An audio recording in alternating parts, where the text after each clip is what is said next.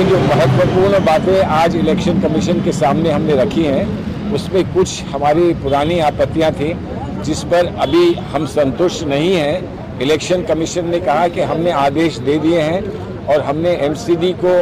और एजेंसीज को ये कह दिया है कि तत्काल ये उतार दिए जाए जहां जहां पर प्रधानमंत्री महोदय या किसी मंत्रिमंडल में किसी व्यक्ति की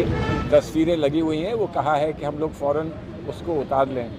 हमने उसके साथ साथ ये भी कहा कि प्रधानमंत्री जी की जहां फ़ोटो लगती है वो तो अपनी जगह एक बात है, लेकिन प्रधानमंत्री जी जो कहते हैं, भाषणों में कहते हैं,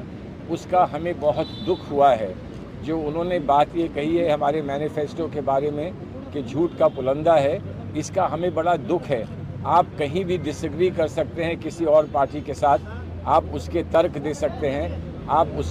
उसका कटाक्ष कर सकते हैं, लेकिन ये कहना कि एक राष्ट्रीय स्तर की पार्टी जो हमारे राष्ट्रीय आंदोलन में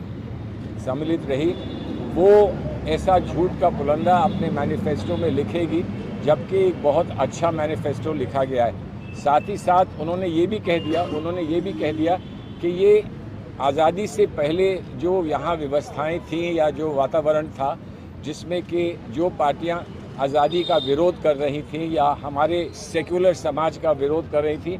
उन पार्टियों का ये मैनिफेस्टो लगता है। इस बात का हमें अत्यंत दुख है और हम ये समझते हैं कि हिंदुस्तान के, इस देश के प्रधानमंत्री को ऐसी बात कहने का कोई अधिकार नहीं है। इस बात को हमने इलेक्शन कमीशन के सामने रखा है और उनसे विशेष आग्रह किया है कि इसको गंभीरता से वो लें और इस पर जो कार्रवाई कर सकते हैं वो कार्रवाई तत्काल करें।